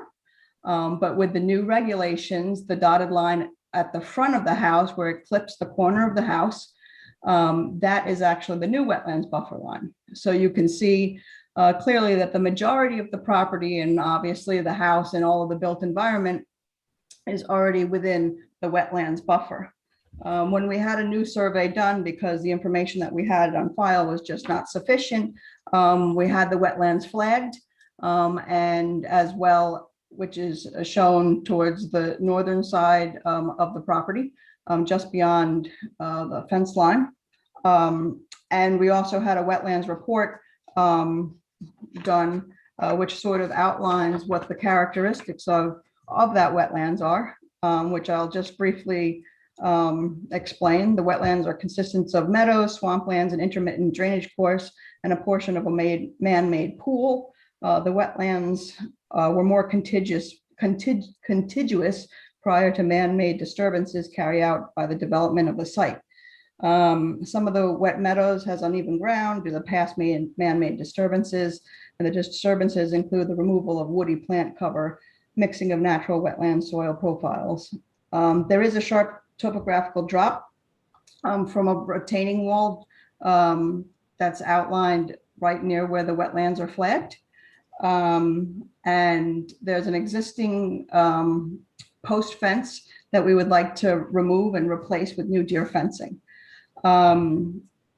Based on the conversations that I've heard this evening from the board, we have not provided any stormwater remediation at this time, just because we wanted to sort of get some feedback from the board.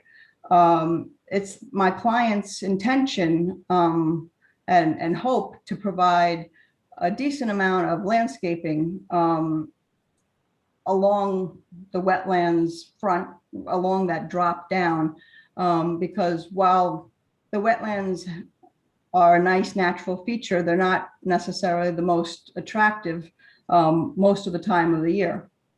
So we'd like to provide a landscape buffer there as some natural screening. Additionally, with the new patio being right off of the asphalt drive, there's a natural opportunity to provide additional plantings on either side of the existing walkway between the patio and the driveway to provide a visual buffer from Random Farms Drive to provide some privacy for that patio as well.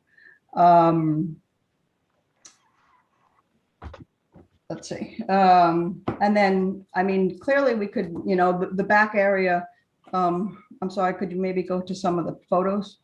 The back area is mostly lawn area. And we certainly could provide a built stormwater treatment system in this area. But again, that's within the buffer. And we would like, I think, and then the board would like to sort of probably minimize the amount of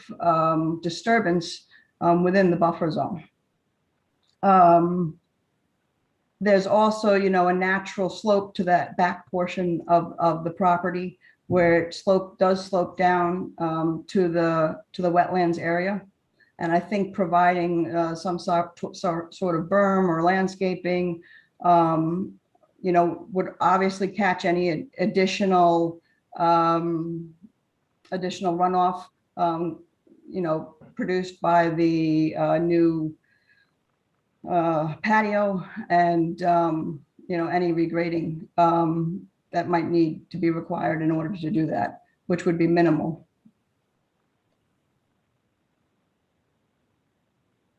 You can see here, this is the driveway of the home. This is the front of a home.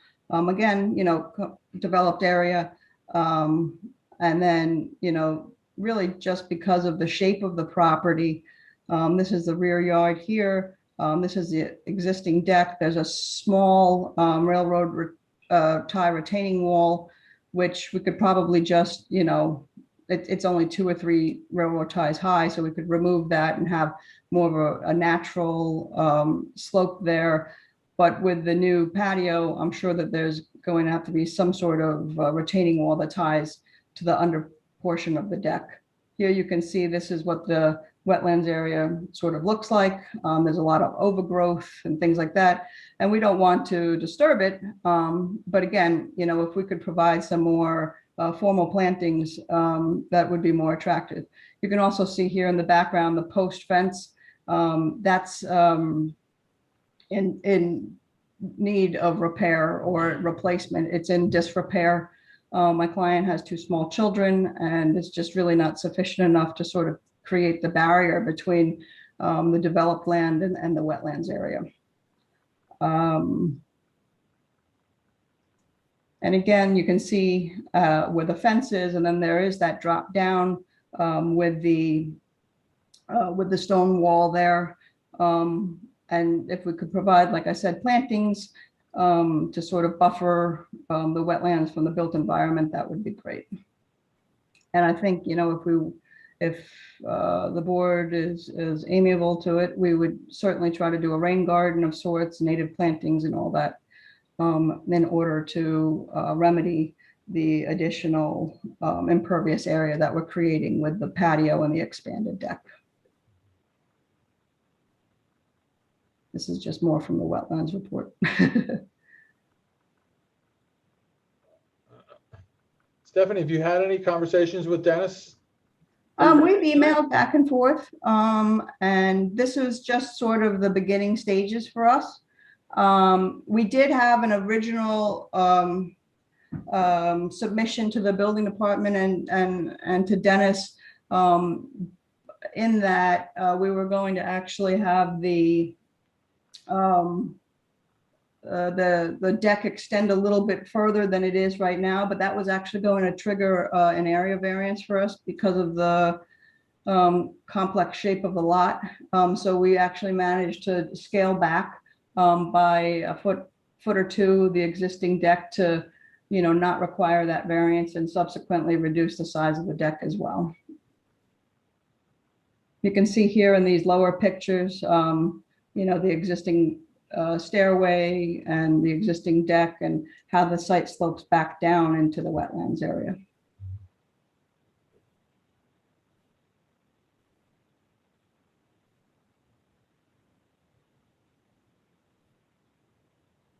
And I think the location of the patio is sort of in a natural place. It would be located, if you look in the upper left corner photo, it would be located just off of the stairs. There's a natural plateau there. The pine tree in the photo would need to be removed, but it's already sort of not in good shape. And that's illustrated in the wetlands report as well, that it's really just, you know, needs to be taken down. It's not a good tree. And so, you know, just the location of the patio is to try to help to work with the existing grade there to make as little impact on the site and on the wetlands buffer as possible. Dennis, have you been out to the site? Yes. and I read Paul's report, which was very good. So, yeah, there is no mitigation proposed, and there is an existing deck, and so that coverage would be additional coverage would be over existing lawn, and as described by Ms. Fox, the patio, some of it kind of weaves into, this existing railroad tie planting bed. There is a white pine there. It looks like it's in okay shape to me, but it is a white pine. They don't seem to get much respect as a tree. That's fine. But it's interesting to read Paul's report because I know that a variety of alternatives have been thrown out in terms of providing, plantings or ameliorating stormwater. But so, as I look on the GIS, so a fair amount of property is owned, even though only a small portion of it is what I would call developed, right? The house, the maintained turf cover. So when you come off of that existing fence, boulder wall, you jump into an area that I guess, depending on who you are, it sounds like your eye doesn't find that meadowy area attractive in winter because a lot of those herbs are not there and you're just left with a lot of brown. It seems to transition a bit into a shrubby swamp. I thought I saw a fair amount of pussy willow. There's some red maples there. And I know Paul has spoken about in the report, I guess a berm area that doesn't have much vegetation. It may have been, probably spoils or extras, during the development of, I'm sure, the subdivision proper, as well as maybe just the house. So I'm just saying all of this because there seems to be opportunity to provide what I'll call wetland mitigation, for your impacts. And really, it would be within the wetlands because I wouldn't necessarily look to tie you to your property proper, which is already sort of landscaped and maintained. Now, if you want to do anything in terms of screening of the wetlands or screening of a deer fence or something to that effect, I mean, we would take that into consideration as well. But sometimes I try to keep separate what really is more of a landscape function and planting versus, what we're looking at, sometimes for, returning or wetlands mitigation. So I think that seems to be the broad concept that we have to sort of come to some agreement on as to, what we would do going forward. And then, as you may have heard with some of the other applications, the numbers that we were talking about, those numbers being, the square footage, acreage, however you want to express it, correlating, I should say, to the impacts proposed in terms of net increases. Sure. And, I don't know if you still have Paul retained, but I know that's someone who's, he did the delineation and, does this type of work. Anybody else could do it as well, who's a, wetlands professional. Sure thing. Like I said, we were just coming here to see, if the board found the project feasible and just to sort of give an overview and to get more direction as to next steps and the direction that you'd prefer us to go in. Because like I said, there is options, there's options. So, again, just to sort of feel out what it is that everybody's looking for so that we can come to a happy medium. No, and it's interesting because the area that you're in is still zoned as it was. It's not an R2A area. So whatever wetland line was identified in 1999, I'm not questioning it. I mean, that could have been the wetland line in 1999, but as a result of the development of the site, as a result of whatever that pond is functioning as in the back, whatever drainage, whatever, things change. Wetlands lines, they move, and sometimes areas that were not wetlands become wetlands and vice versa. So, it's entirely possible over 20 years, something like that could happen. So Hence, this is the situation you're dealing with today, correct? That is the line based on the delineation that you completed. Yeah, I guess that, you know, my take so far is that this does seem to be so wide open with so many alternative approaches that I think you guys, you know, really have to start, you know, narrowing it yourselves, maybe in conjunction, you know, with some conversations with Dennis. Sure. And come up with some ideas that might work in terms of specifics. What kind of mitigation would be most effective, would be you know, aesthetically most satisfactory, that kind of thing. And the only thing, for instance, I heard that gave me a little bit of pause was the idea of planting around the area between the patio and the driveway, you know, which I think would not, at least to my mind, you know, constitute plantings for mitigation. That would be nothing, you know, purely aesthetics. But, you know, again, as part of an overall plan, there wouldn't be anything wrong with putting that in. But I think I would urge you to initiate some more detailed conversations with Dennis and with Paul, if Paul, as Dennis said, if he's still retained and still working on the project with you, to kind of put together some more discrete ideas and, you know, narrow the focuses a little bit. Sure thing. Again, you know, it is an area that's completely, you know, that's severely impacted already by the location of the house and the change in the buffer line, et cetera. And the additional disturbance is only incremental at this point. And I think you should be able to come up with a plan that would make sense for everybody. Sure. I agree. And like I said, although we are, you know, increasing that area, I think I'm hoping that you all feel that it's reasonable. We're not looking for anything too extensive. We're looking for a relatively small patio area, and then, you know, to extend that deck a little bit. Is the deck, I couldn't see, so the deck is raised, right? Pardon me? The deck is a raised deck. Yes, that's correct. Okay. And what's the area underneath the deck? Right now, it's just soil. And there's a very low retaining wall. You can see that it steps down a little bit. And then really it's the lattice work that sort of holds back any sort of earth there. So it's soil, not gravel, or what takes? There might be some gravel mixed in, but not anything significant, no.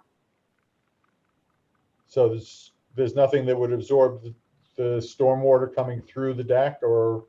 No, but we can certainly add the gravel underneath, you know. I mean, I think that would also make it just, you know, a better area underneath.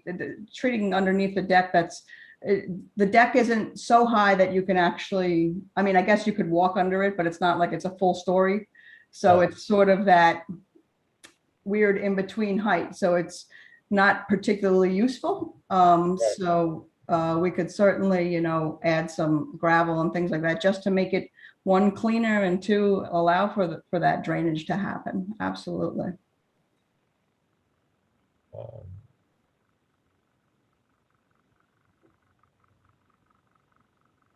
Okay.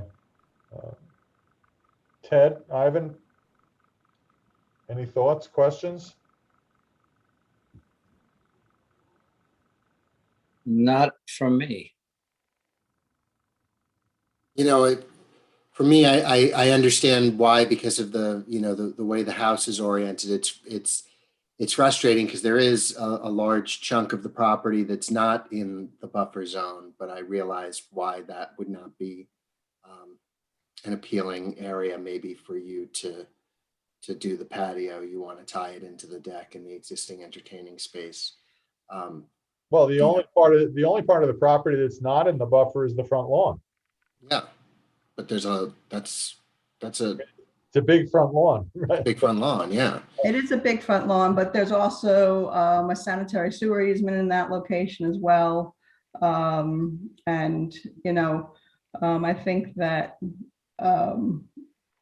when you're talking about outdoor living space, I agree. Yeah. you really don't really want that. You want some privacy, you want, putting I think most other types of boards would frown upon putting a deck in the front yard or a patio in the front yard, as that's not, I mean, I understand from the environmental board's perspective, but that is the least, impactful area. But, other boards, I think, would frown upon that. No, I think it really is going to be a numbers game with trying to figure out the most effective, mitigation strategy. There's some disturbance, but as Jonathan and Dennis point out, it's already a highly compromised kind of wetland system there. So, I'm sure you should be able to work out a workable mitigation plan. Okay, thank you. Okay. Good.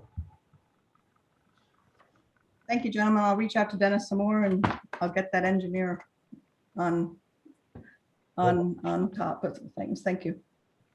Look forward to seeing what you come up with. Thank you. Thanks. Have a good night. Thank you, you too. Thank you. Okay. That it, Dennis? Nothing more? Nothing more with current application. So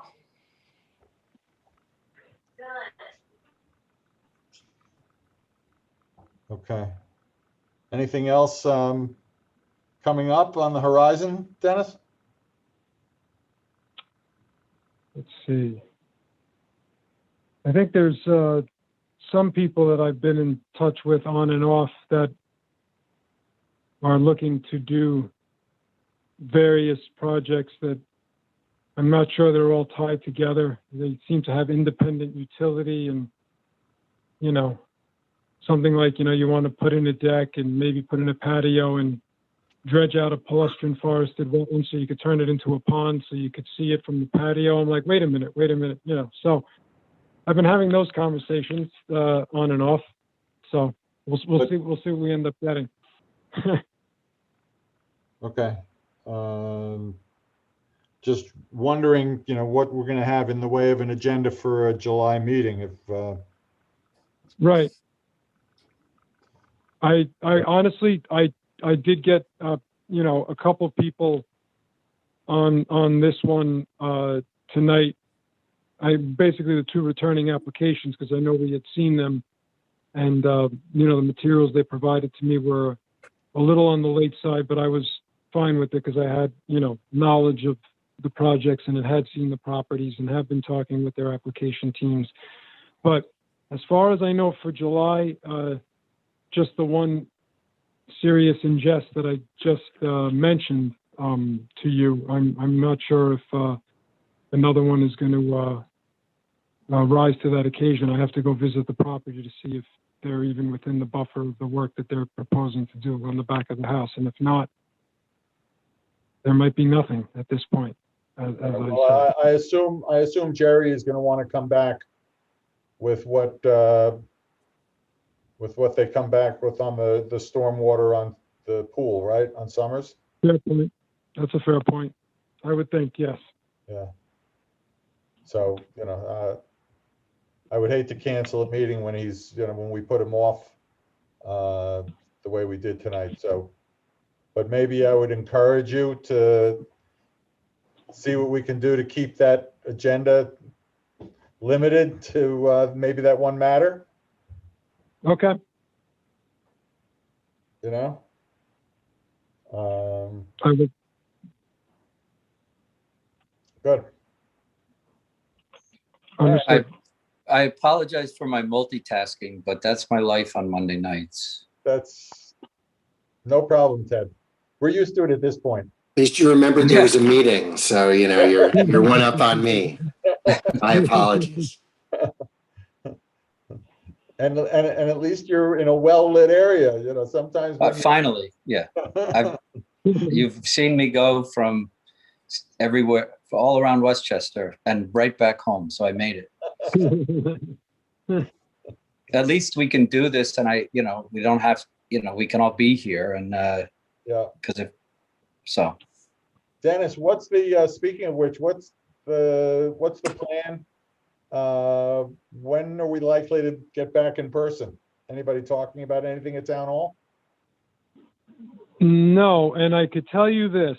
So we're all back, and we just got messaging late last week that if we, as employees, regardless of vaccination status, are walking around town hall, we should be in our masks. If we are out and about on town business and we are entering homes or entering businesses, we should still be wearing masks. If we both ride in the same vehicle and we are both vaccinated and we are both town employees, then we don't have to wear masks. So I just bring those up as examples of, they haven't cut the ribbon yet, so to speak. So I don't know what that means moving forward with respect to meeting in person. Right. Well, I mean, things are going to be changing a little bit now that Ivy's gone. The one thing is it depends on New York State because they keep extending the ability to do the Zoom meetings. I think now it goes till July 10th, possibly. So they tell people a few days ahead of time, unfortunately, month by month. Well, as convenient as it is in some ways, I really can't wait to get back to meeting in person. I think it's much more efficient, to tell you the truth. So the far as You just want room in your mailbox, John. what's that? You guys just want room in your mailbox again, or mailboxes again. This was a big jam. Well, that wouldn't change anything. I've gotten spoiled now to getting the materials in advance. I think I'd like to keep that part of it. I think that's a fair request. I agree. Do you get mileage, Dennis, when you drive around town dropping the packages off? If I use my own car, but lately since we've been going in, obviously I've been able to happily use the town car, so that works. Oh, okay. Good. All right. Well, if anybody asks for your 2 cents on coming back, tell them we can't wait. Understood. All right. Okay. Oh. What are we getting? An Amber Alert here? Uh-oh.